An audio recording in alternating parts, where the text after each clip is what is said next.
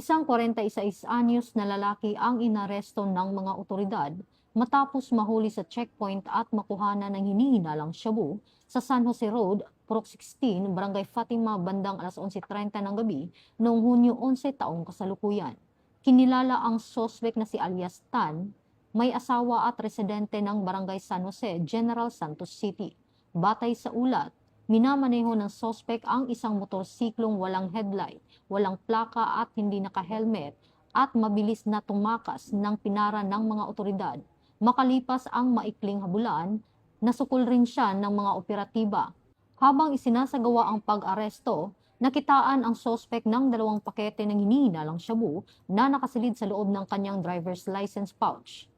Kasalukuyang nasa kustudiya ng pulisya ang sospek habang inihahanda ang kaukulang kasong paglabag sa Section 11 Article 2 ng Republic Act 9165 o ang Comprehensive Dangerous Drugs Act of 2002.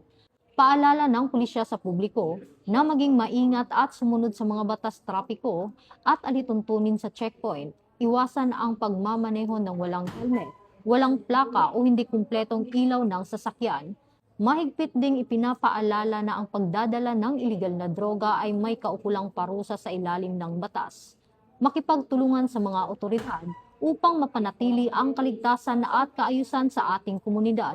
Alinsunod sa advokasya ng bagong PNP para sa bagong Pilipinas, serbisyong mabilis, tapat at nararamdaman. Mula dito sa Campo Crame, ako ang inyong PNN correspondent, Patrolwoman Resalie Umalay, nagbabalita para sa Police News Network, alagad ng batas, tagataguyod ng balitang pulis.